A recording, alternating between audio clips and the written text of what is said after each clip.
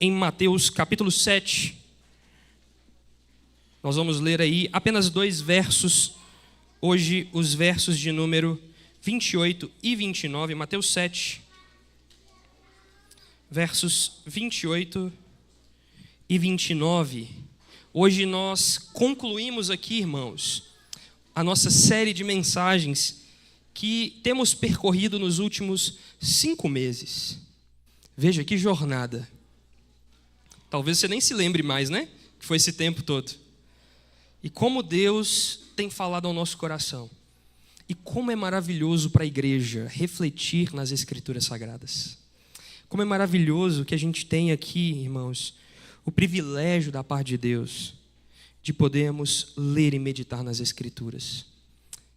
Veja só, nós estamos agora finalizando aqui, em mais um dia do Senhor, esta série de mensagens. Qual de nós aqui, se você se recordar aí um pouco das mensagens que você ouviu no Sermão do Monte, e você se recordar dos pontos que mais mexeram com você, qual de vocês pode lembrar, por exemplo, da passagem onde o Senhor nos diz que os puros de coração verão a Deus, nas bem-aventuranças, Mateus capítulo 5, verso 8? Nós podemos nos lembrar ainda de que os mansos herdarão a terra.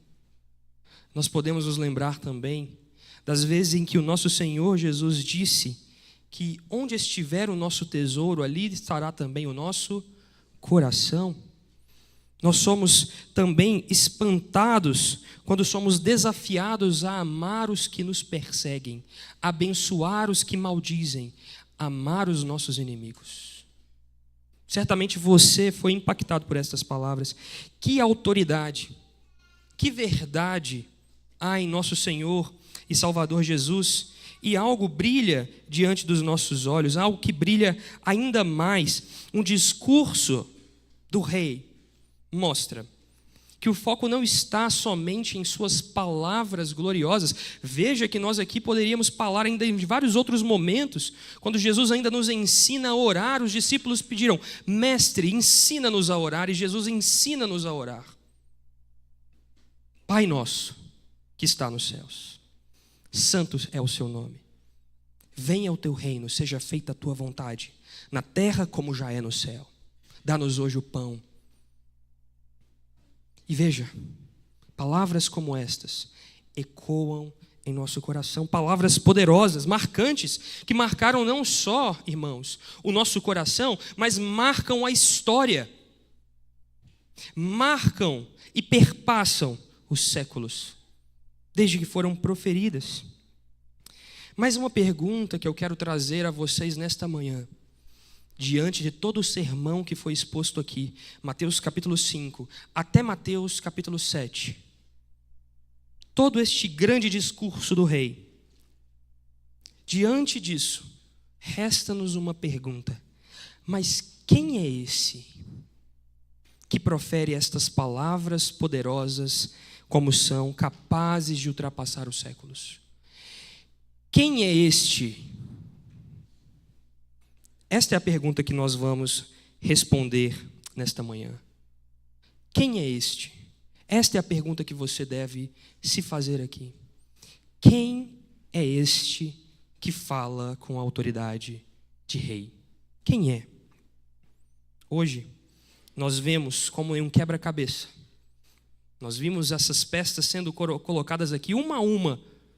E um quebra-cabeça, meus irmãos, se você tem oportunidade ou gosta, certamente você sabe que o prazer se encontra, além do processo de fato ser prazeroso, mas o prazer final se encontra quando você vê a figura sendo formada, aquilo que você desejava no início, sendo finalizado. E hoje nós colocamos a peça faltante neste quebra-cabeça, para que nós possamos ver quem é este que fala com tamanha autoridade.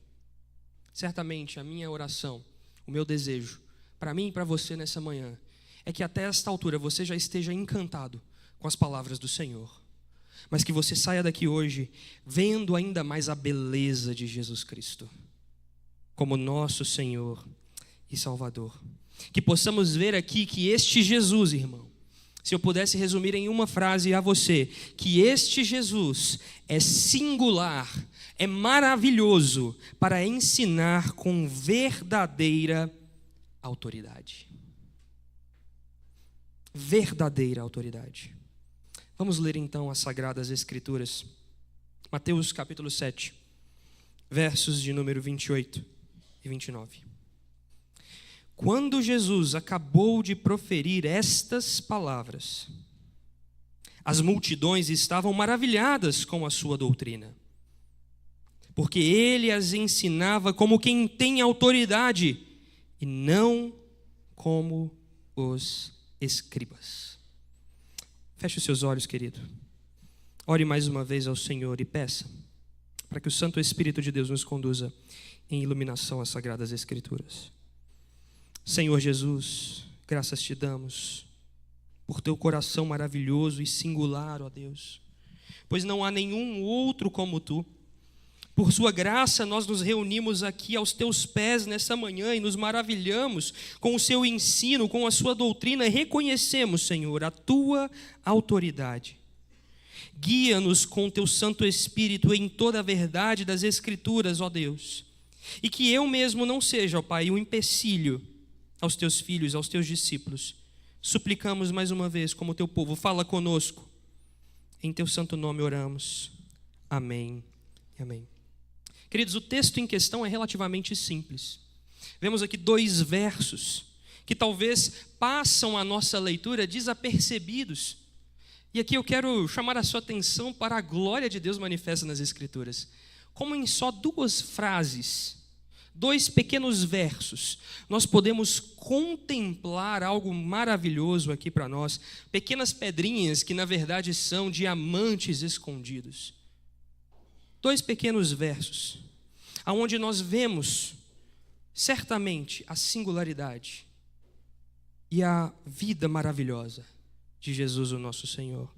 Se você voltar os seus olhos mais uma vez às Escrituras no verso 28, o texto vai dizer para nós o seguinte: quando Jesus acabou de proferir estas palavras, as multidões estavam maravilhadas com a sua doutrina. Irmãos, Jesus então nos ensina aqui neste verso que nós nos encantamos, nós nos maravilhamos com a sua doutrina.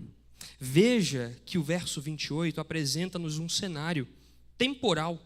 O texto começa dizendo quando Jesus acabou de proferir estas palavras.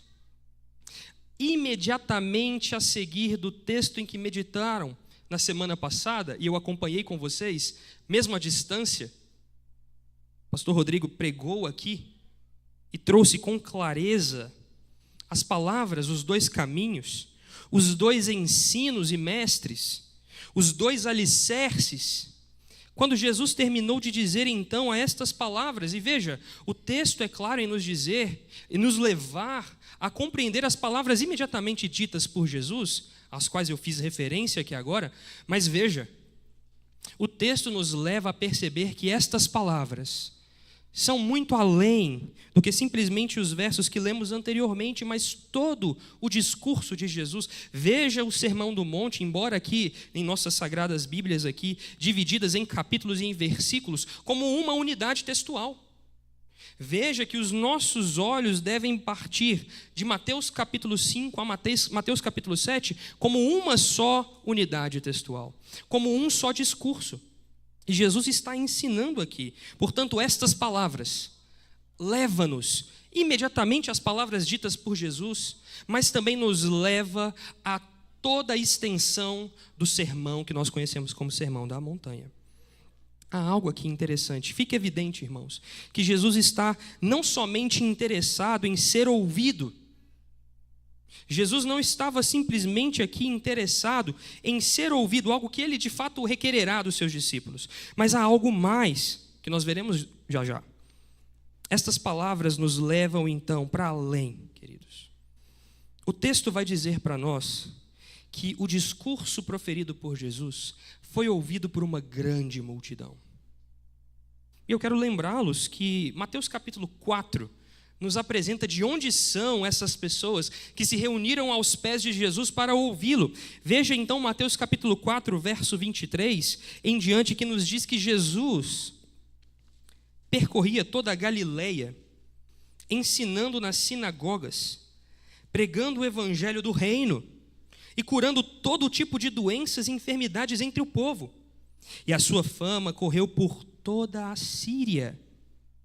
Trouxeram-lhe então todos os doentes, acometidos de várias enfermidades e tormentos, endemoniados, epiléticos e paralíticos.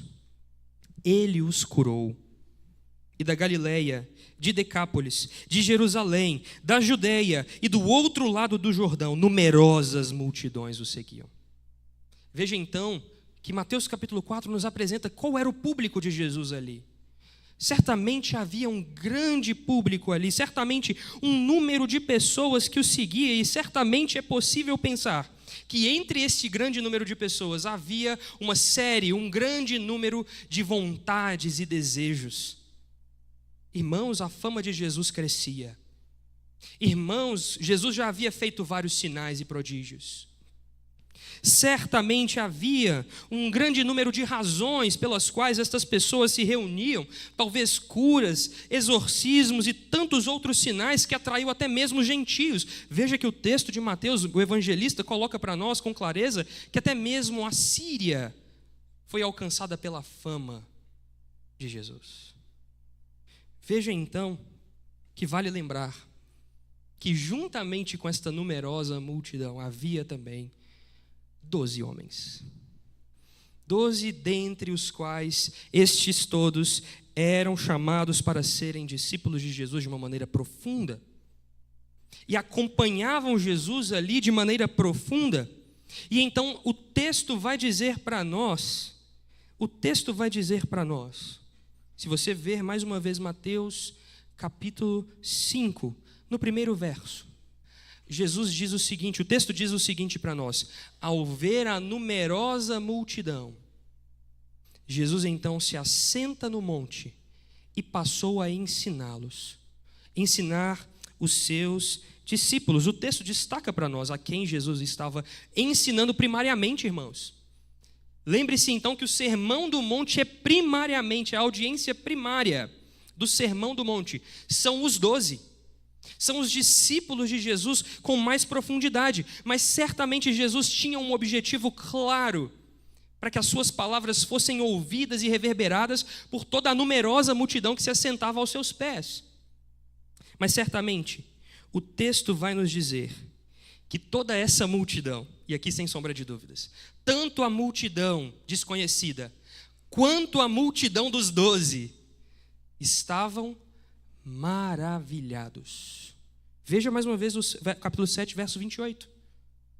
O texto nos diz que estavam maravilhados, a numerosa multidão estava maravilhada com a sua doutrina, ou com o seu ensino. O texto aqui para nós, no original, vai enfatizar a profundidade desta ação, meus irmãos. Porque nós quando lemos aqui, pensamos sobre maravilhamento, nós pensamos talvez em algo que trouxe alegria ou felicidade, ou talvez até espanto, mas o texto original nos apresenta uma profundidade ainda maior, porque a palavra utilizada pelo evangelista Mateus aqui, para se referir ao ato de se maravilhar, é uma palavra que pode ser traduzida até como assombrar-se. Ou seja, não foi simplesmente ao ouvirem as palavras de Jesus, ao ouvirem o sermão, não foi simplesmente um maravilhamento, um encantamento, mas foi certamente, sem sombra de dúvidas, espantoso. Espantoso. Algo que choca, algo que maravilha a ponto de espantar. Você talvez já tenha experimentado isso. E para fazer com mais clareza, eu vou trazer a vocês um exemplo, uma ilustração, onde na semana passada, eu estava com a minha esposa assistindo o documentário que se encontra no Disney Plus sobre o grande maestro John Williams. Quantos aqui conhecem John Williams? Eu tenho certeza que todos conhecem. Talvez vocês não estão se lembrando do nome. Mas se eu colocasse aqui para tocar para vocês o tema de Tubarão, Tanam, tanam, tanam, tanam, tanam, tanam. Certamente você já ouviu isso. Ou talvez o tema de Jurassic Park. Eu não vou fazer isso aqui, tá? Fiquem tranquilos. Ou talvez o tema de ET. Quem conhece John Williams? Agora todo mundo pode levantar a mão, né? John Williams, irmãos. Um grande regente. Um grande maestro. Um grande compositor. Fez ainda outras trilhas que talvez sejam um pouco menos conhecidas. Uma delas é bastante conhecida, obviamente, Harry Potter. Todos aqui conhecem. Mas eu gosto de listar uma aqui que às vezes fica no escanteio, mas que é uma das mais maravilhosas obras compostas por ele, que é o tema da lista de Schindler. Você chora ouvindo aquilo, irmão. Porque ele passa profundidade. Se você já assistiu esse filme, você entende a dinâmica e o tema do filme. E você é impactado. E a trilha sonora vem e sepulta você. Te derruba mesmo. Composta por ele. E no documentário, irmãos, ele já está hoje com seus 90 e poucos anos. Veja, 90 e poucos anos. No documentário nós temos trechos, gravações dele sentado ao piano na sua própria casa. Esse piano, inclusive, foi de onde ele compôs todos esses temas. E ele mostrando o processo criativo, sem qualquer tipo de tecnologia, irmãos. É um papel, uma partitura, uma lapiseira. E ele escreve, e ele toca, e ele escreve. Um processo genial. E eu, conversando com a Letícia em casa, eu fiquei espantado. Eu fiquei maravilhado. E aí, na hora que ele leva aquela partitura, e no documentário tem momentos dele regendo as pessoas para gravação. Meus irmãos, os músicos cantavam faltando chorar. Cada um a seu instrumento. E você via aquele homem regendo uma orquestra com tanta intensidade, com tanto zelo, com tanto amor, fazendo gestos e fazendo expressões, e às vezes até a lágrima escorria. Irmãos, eu fiquei sem fôlego ao ver aquilo na TV da minha casa. Aquilo me pegou de uma maneira profunda, e eu fiquei espantado com a habilidade de um homem como nós, não como nós, mas um homem da mesma constituição da nossa, fazendo algo extraordinário que impacta. Eu tenho certeza, John Williams, em breve, infelizmente, passará, mas jamais será esquecido. Marcou a história e marcou a minha própria vida. Esses temas acompanham a minha vida e certamente, talvez, acompanhem a sua vida. Isso é impressionante, irmãos. Imagine então as multidões se maravilhando, se espantando com Jesus, regendo uma orquestra de doutrinas e ensinos, como nenhum outro homem na face da terra seria capaz de fazer. Maravilhamento, espanto, assombro.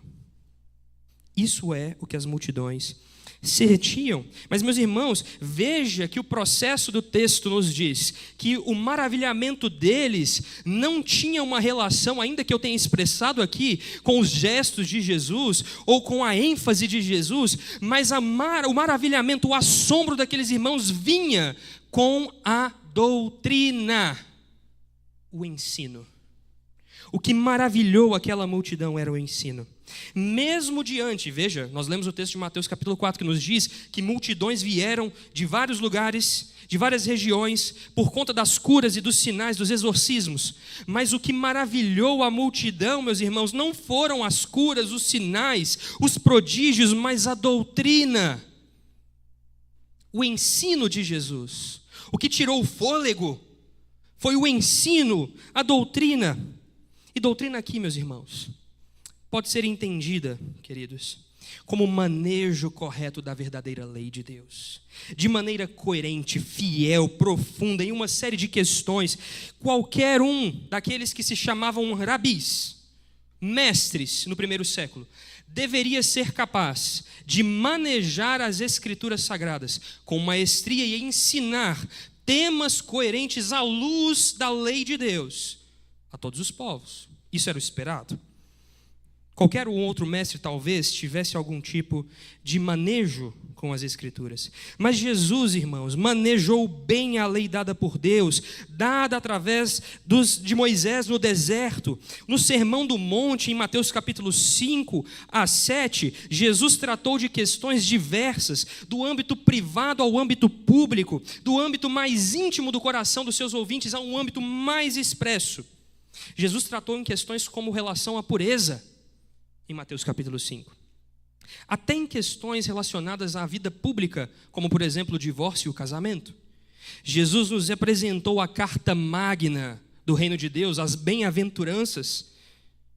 Jesus combateu a hipocrisia religiosa, irmãos, nos ensinando que existe um valor na vida do secreto, que nós não somos chamados para sermos vistos pelos homens. Jesus ensinou sobre isso, e Jesus valorizou ainda o amor aos inimigos, rejeitou a falsidade e a duplicidade das palavras, nos ensinando que nós deveríamos ter um sim, sim ou não, não. Ele mesmo declarou, em Mateus capítulo 5, verso 17, ser o cumprimento, o propósito de toda a lei e profetas. Onde ele disse: eu não vim para abolir a lei, eu vim para cumpri-la. Jesus em si mesmo é este cumprimento, irmãos. Jesus revela então uma justiça superior à dos escribas e fariseus, a justiça do reino de Deus. Jesus mostrou que Deus é Pai, mas não somente Pai, nosso Pai. Jesus, além disso, adverte os seus, ensinando a respeito da virtude de uma vida de oração perseverante. Nos advertiu sobre a hipocrisia dos julgamentos, nos ensinou os dois caminhos, que a porta que conduz à salvação é estreita, o caminho é apertado. Nos ensinou ainda sobre os fundamentos da vida, sobre qual casa deveríamos edificar. E tanto mais, irmãos, nós poderíamos dizer aqui.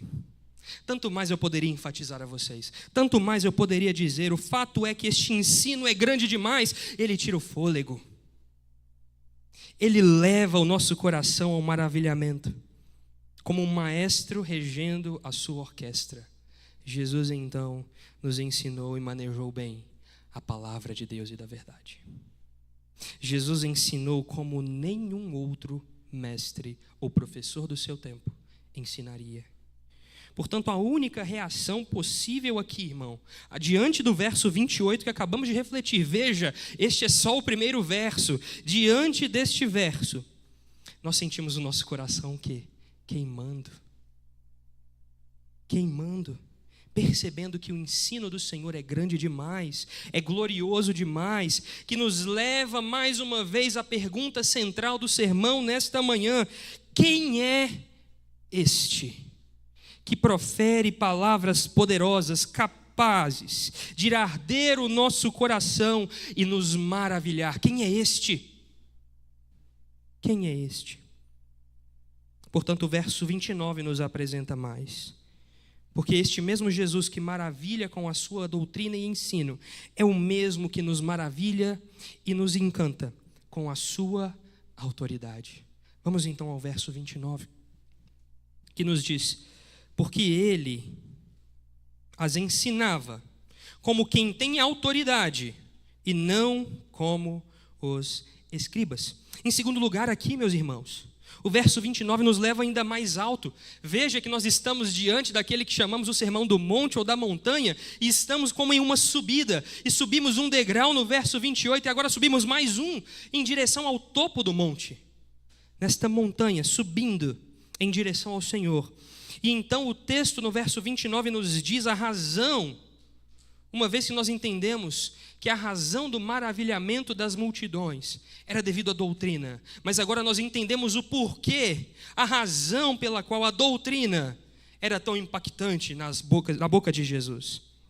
Veja só que o texto nos diz ainda mais, nos diz algo ainda mais sublime, e apresenta isso sem qualquer tipo de cerimônia, apresenta sem tentar criar nenhum tipo de tensão. Ele nos diz com clareza, o verso 29 nos diz: ensinava como quem tem autoridade.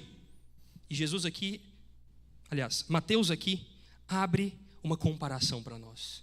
O texto nos diz: e Jesus ensinava como quem tem A autoridade.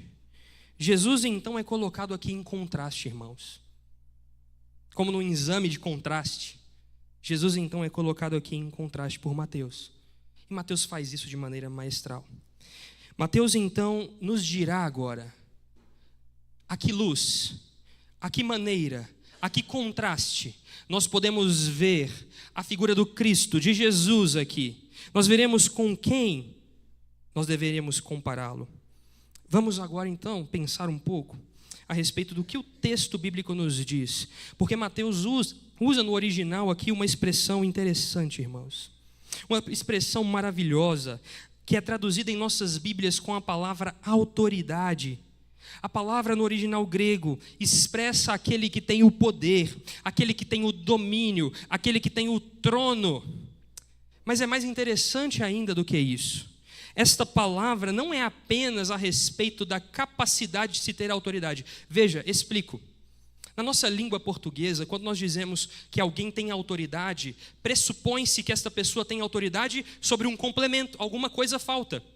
Alguém tem autoridade diante de um tribunal, por exemplo. Ou este pai tem autoridade diante dos seus filhos, na sua casa. A língua portuguesa pede para nós um complemento, uma definição da palavra autoridade.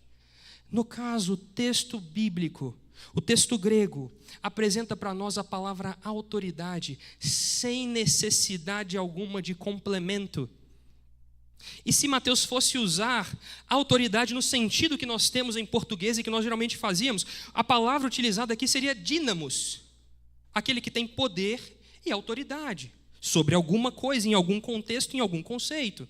Mas a palavra utilizada aqui é exousia, que quer dizer o seguinte, irmãos, veja, quer dizer o seguinte: aquele que tem autoridade da sua própria substância, de si mesmo, por si mesmo, sem qualquer necessidade de complemento. Ou seja, Jesus é colocado aqui como aquele que tem a autoridade última, aquele que tem a autoridade não dada por alguém, mas dada por si mesmo. Jesus então não fala, irmãos, pela autoridade de alguém. Jesus fala com a sua própria autoridade. Jesus fala como aquele que é o agente de autoridade, aquele que não precisa de qualificações, aquele que não precisa de definições, senão uma, que é aquele que tem em si mesmo toda a autoridade. O texto então nos leva a um momento emblemático, onde Mateus vai concluir a sua comparação. Mateus então nos diz que o contraste que deveríamos fazer aqui é em relação a esse Jesus que tem autoridade, que ensina como quem tem autoridade de si mesmo, em relação aos escribas. É isso que aparece na sua Bíblia. Escribas. Os escribas, irmãos, na maioria das vezes, quando nós lemos o texto bíblico, nós pensamos naquelas pessoas que estão ali responsáveis por copiar o texto. Aquele que está responsável por registrar. Aquele que escreve, daí a palavra escriba. Mas é interessante dizer a vocês que a classe dos escribas, ao longo dos tempos, foi acumulando em si mesmo autoridade. Veja que no primeiro século, no tempo de Jesus, não era simples ter uma biblioteca. Os livros não eram como os livros que temos hoje, eram rolos, pergaminhos, extensos. Um livro, irmãos, era caro, porque pergaminhos eram caros. Era quase como se fosse um financiamento que você precisaria fazer na sua vida para comprar o seu apartamento, a sua casa, o seu carro. Você precisaria para ter uma biblioteca. E talvez você nem tivesse dinheiro para pagar. Mas os escribas eram responsáveis, sim, certamente, por copiar as sagradas letras. Mas mais do que isso, eles se tornavam experts no ensino da lei, no ensino das doutrinas. E eles eram também experts no ensino das doutrinas a partir, pela visão de um dos mestres, de um dos rabis. Ou seja, se você encontrasse um escriba hoje aqui em 2025, vindo direto do primeiro século, e você perguntasse a ele, como é que eu posso entender o que é amor ao próximo? E ele perguntaria a você o seguinte: com qual lente? Com a lente ou com a interpretação de qual mestre? Eu te digo. E ele diria. E ele falaria, você poderia perguntar várias vezes. Certamente, ele mostra um grau elevadíssimo de conhecimento, de destaque. E por isso, então, os escribas eram um povo não jogado para escanteio, como a maioria de nós lê, quando vê a figura dos fariseus ali, ou dos saduceus, pensando que eles são mais importantes que os escribas. Veja, o centro de autoridade aqui está com aquele que maneja a palavra. E nem todos tinham um pergaminho na sua casa de toda a escritura, mas os escribas eram guardiões delas. Eram eles que manejavam as escrituras no templo. O máximo que um fariseu, um mestre, um rabi e sinagogas tinham eram fragmentos. É por isso que Jesus, então, quando ao início do seu ministério vai em uma sinagoga na sua cidade e lê o fragmento do profeta Isaías que ali estava. Veja, meus irmãos, então, que o nível de educação de um escriba era elevadíssimo. Que o nível de autoridade era elevadíssimo. Que a capacidade para ensinar, para corrigir, à luz de qualquer um dos mestres do tempo, é elevadíssima. É interessante que o Dr. Martin Lloyd-Jones vai dizer o seguinte: o grande sinal distintivo do ensino dos escribas é que eles sempre citavam alguma autoridade, jamais profeririam qualquer pensamento original ou próprio. É que eles eram especialistas, não tanto na própria lei em si, mas sim nas diversas exposições e interpretações da lei. Por sua vez, viviam citando especialistas e diversas interpretações. Você conhece alguém assim? Certamente, irmãos, era singular. E é por isso que eu e você, diante do verso 29, diante da comparação que Mateus faz aqui, e ele diz, Jesus era aquele que ensinava como quem tem autoridade, mas não como os escribas. Veja então que Mateus destaca para nós a singularidade de Jesus, a glória de Jesus, a majestade de Jesus. Mais uma vez nos voltamos à pergunta que nos move desde o início: quem é esse que maneja a doutrina com uma autoridade própria, não como os escribas? Quem é este que tem por si mesmo toda a autoridade? E aqui, irmãos, nós somos levados a uma reflexão, a um ensino eterno, a uma verdade celestial. Porque John Stott, ao comentar esse texto, vai dizer para nós algo interessante, quando ele vai dizer que, de fato, Jesus falava pela autoridade divina.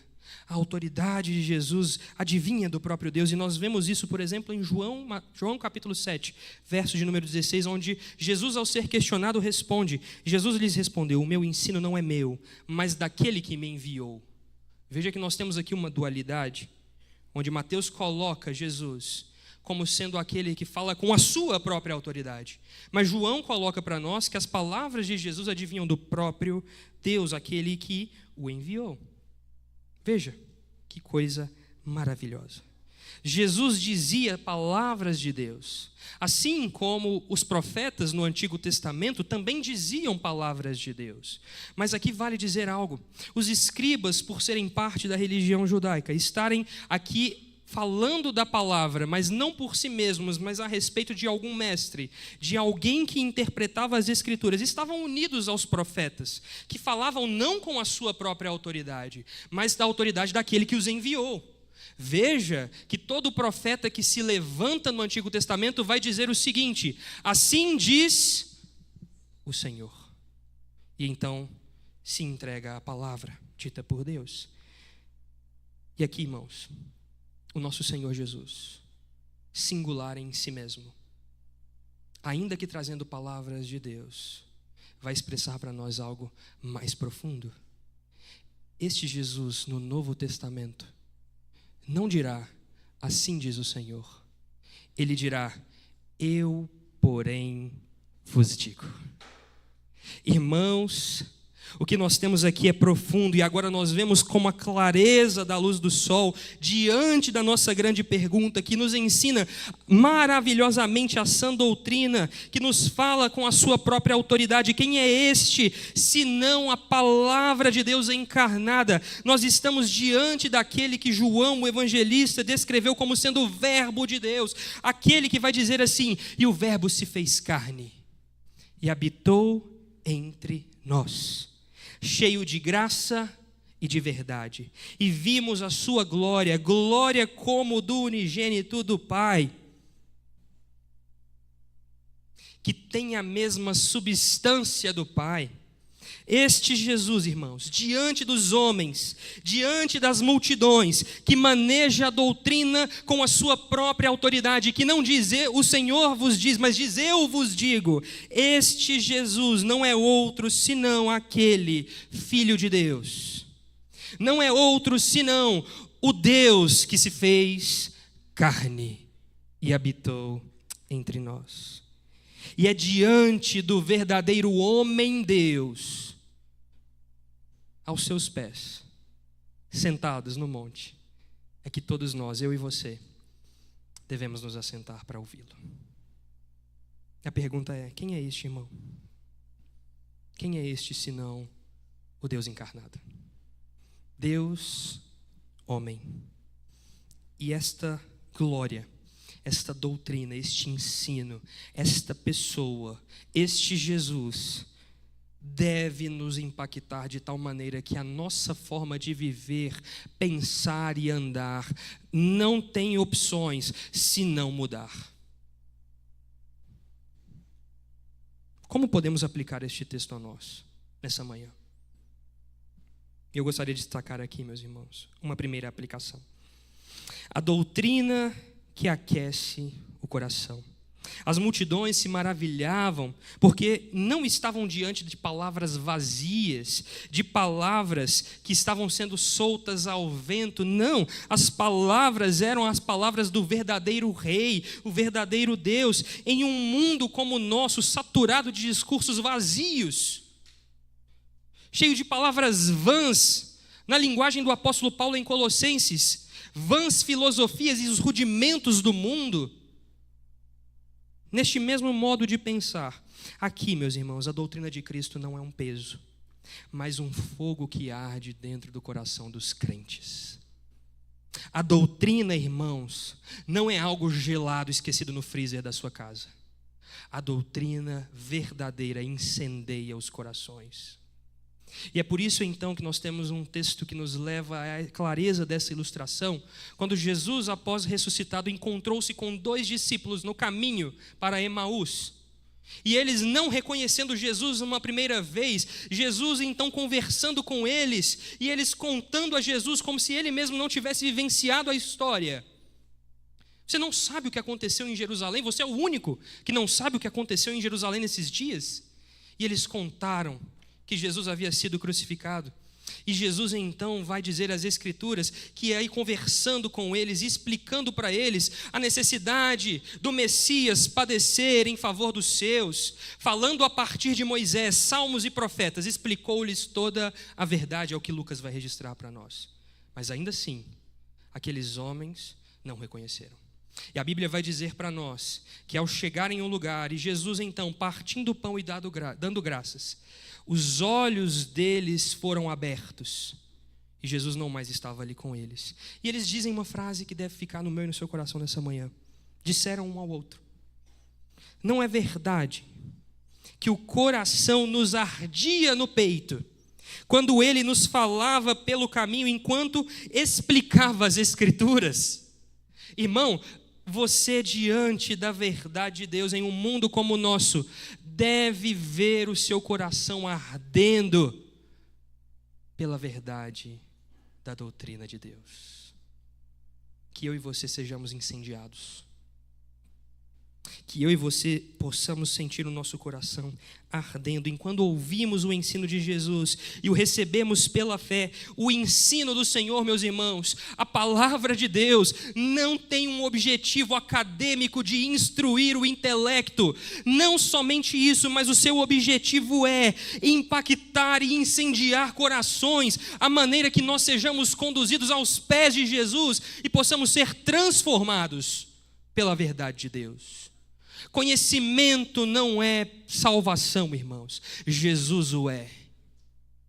Aos pés de Jesus, então, é que nós devemos ser incendiados pela verdadeira doutrina. E mais uma vez eu cito aqui um grande homem de Deus, Martin Lloyd-Jones, que vai dizer que o principal objetivo do sermão, da pregação, do ensino expositivo das Escrituras, não é apenas dar informação, mas, como Jonathan Edwards dizia, causar uma impressão no coração, no momento em que mais importa. E é por isso, irmãos, veja algo maravilhoso que o Espírito de Deus faz em nós.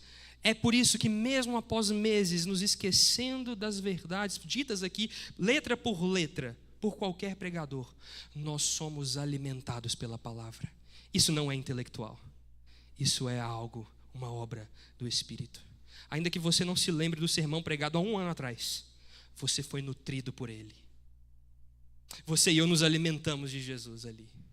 E nós somos nutridos, e assim será até o último dia, porque o zelo pela palavra de Deus, irmão, deve conduzir a nós, cada um de nós, os crentes em Jesus, aquilo que Edwards vai dizer como afeições religiosas, impactados pela verdade do verbo encarnado, transformados pela doutrina transmitida, e então queimando, pulsando em corações pelo mundo, a fim de que sejamos testemunhas vivas daquele que não está morto, mas vive. Irmão, que o seu coração e o meu sejam então tomados por este zelo das Escrituras. Não com um zelo vazio. Não como alguém que se debruça sobre a Bíblia, tentando descobrir aqui mecanismos de pensamento, sentidos de pensamento, estruturas sintáticas simplesmente. Não, meus irmãos, que isso tudo sirva a você, para que o seu coração incendeie-se, para que o seu coração possa queimar. E que nos leva também a uma segunda aplicação. A autoridade que nos liberta para adorar e entregar todas as coisas. A autoridade de Jesus aqui, irmãos, não é esmagadora. Veja que, tendo autoridade em si mesmo, tinha uma autoridade diferente dos escribas. E aqui eu posso colocar junto com os escribas, os fariseus, os saduceus e todas as classes. A autoridade de Jesus, então, não era esmagadora, como o próprio Jesus vai dizer que aqueles homens esmagavam o povo com fardos pesados. Meus irmãos, não, a autoridade de Jesus aqui não é assim. Pelo contrário, ela é libertadora. Jesus fala como quem tem poder em si mesmo, não um poder emprestado ou suportado por uma interpretação falha das Escrituras, mas um poder de quem fala e de quem é a própria palavra de Deus. E isso deve conduzir o meu e o seu coração a um lugar de descanso. Descansamos naquele que tem a verdadeira autoridade por si mesmo.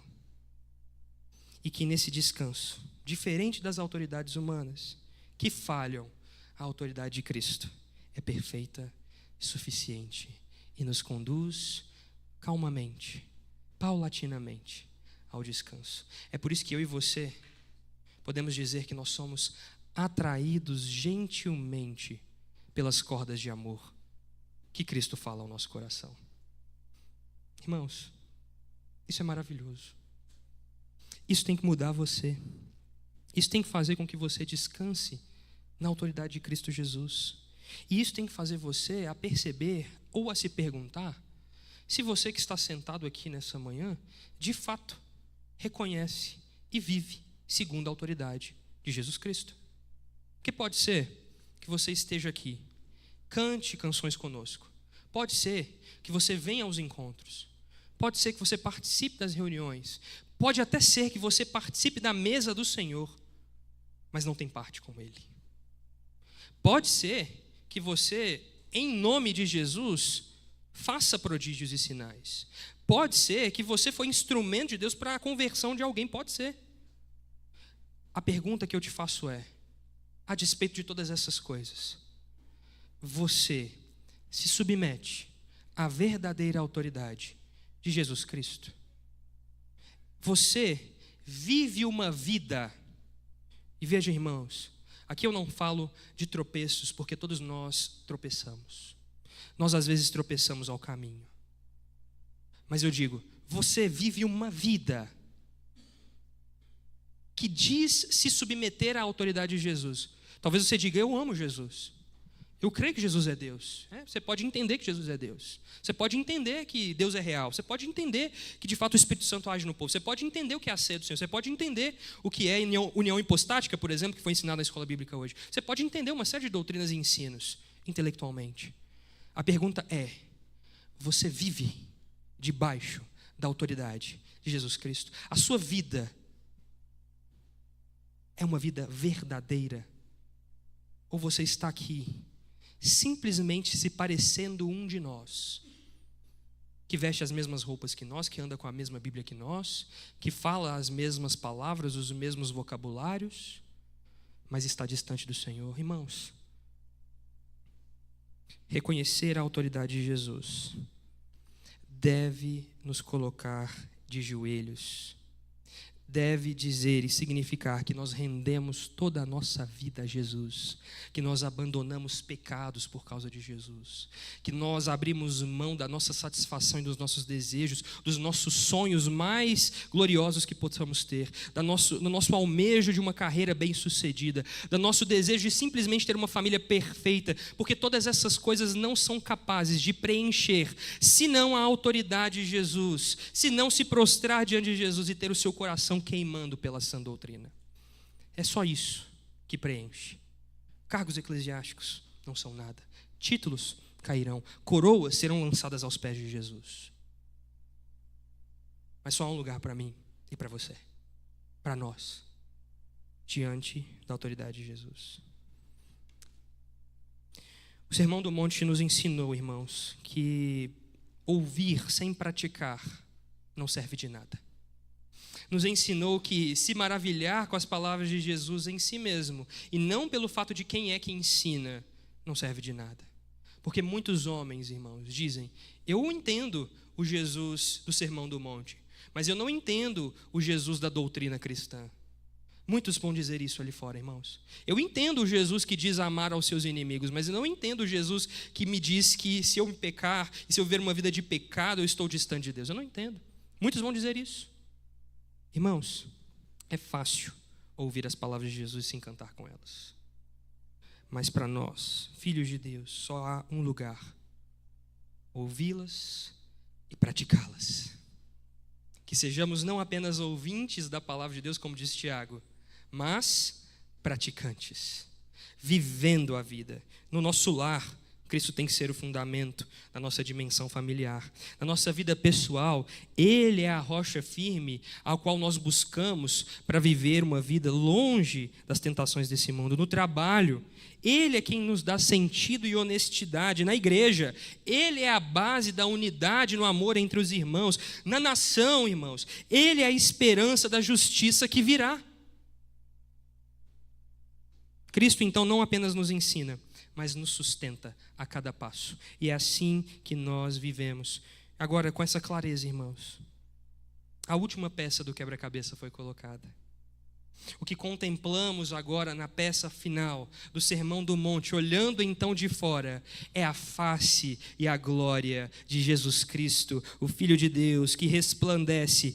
Ele falou ao nosso coração com a sua palavra poderosa, fez resplandecer a luz aonde havia vazio e trevas e caos. Irmãos, nós chegamos ao Monte Santo, aonde nós podemos ver o Cristo glorificado, Ele que é o cumprimento de toda a lei e dos profetas, aquele que brilha ao lado de Moisés e Elias. Esse Jesus, cheio de glória e majestade, nos amou. Desde a eternidade decidiu descer do mais sublime monte para falar aos pecadores como eu e você. E fazendo isso se esvaziou e assumiu a forma de servo.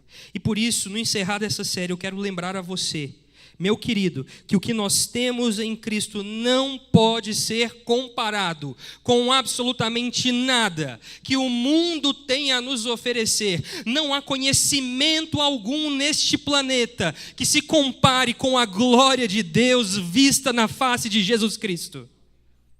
Não há nada. O que nos resta, o que nós temos é contemplar. Não há nada neste mundo, nem no porvir, nada que seja visível ou invisível, nada, nem ninguém se compara a Jesus Cristo, incomparável Mestre e Senhor. E a sua singularidade deve alegrar o meu e o seu coração nessa manhã. E sustentar a nossa vida, sustentar os santos, e o Senhor faz isso, e Ele diz: nenhuma das minhas ovelhas será arrancada das minhas mãos, por isso eu e você temos segurança da salvação, até que vejamos o reino eterno de Deus, no dia em que o veremos face a face, irmãos, e naquele dia lançaremos as nossas coroas aos seus pés, livres do pecado, da morte, do choro, da tristeza, da dor, livres, plenamente livres para desfrutar dele para sempre. E por isso eu termino, irmãos, lendo Colossenses capítulo 1, dos versos 15 a 22, que nos diz: ele é a imagem do Deus invisível, o primogênito de toda a criação, pois nele foram criadas todas as coisas, nos céus e na terra, as visíveis e as invisíveis, sejam tronos, sejam soberanias, quer principados, quer potestades, tudo foi criado por meio dele e para ele.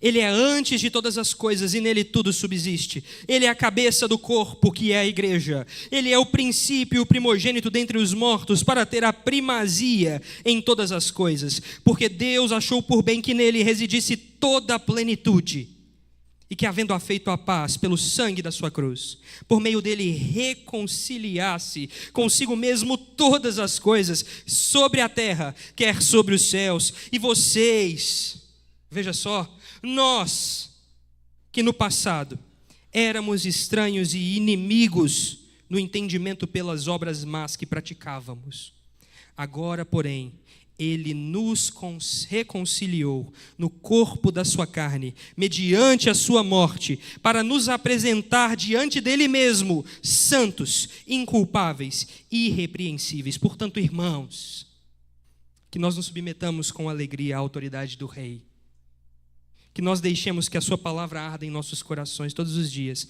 até que o vejamos face a face. No monte, nós ouvimos a sua voz. Agora, na caminhada de fé, seguimos a sua autoridade com alegria e esperança. Oremos. Santo Deus e eterno Pai, graças te damos pela tua bondade, pela tua misericórdia. Obrigado porque o Senhor fala conosco como nenhum outro. Obrigado porque as suas palavras ardem o coração. Obrigado porque o Senhor mesmo é glorioso e nós vemos a tua glória. Nós contemplamos o Senhor e nós somos agora, ó Pai, chamados para vivermos uma vida irrepreensível diante do Senhor, caminhar em sua presença e viver uma vida buscando a tua perfeição, sabendo que o Senhor mesmo é quem opera em nós tanto querer quanto realizar, sabendo que o Senhor mesmo é aquele que começou em nós uma boa obra e estará pronta no último dia em nossas vidas, até que vejamos face a face o nosso Senhor e Salvador Jesus.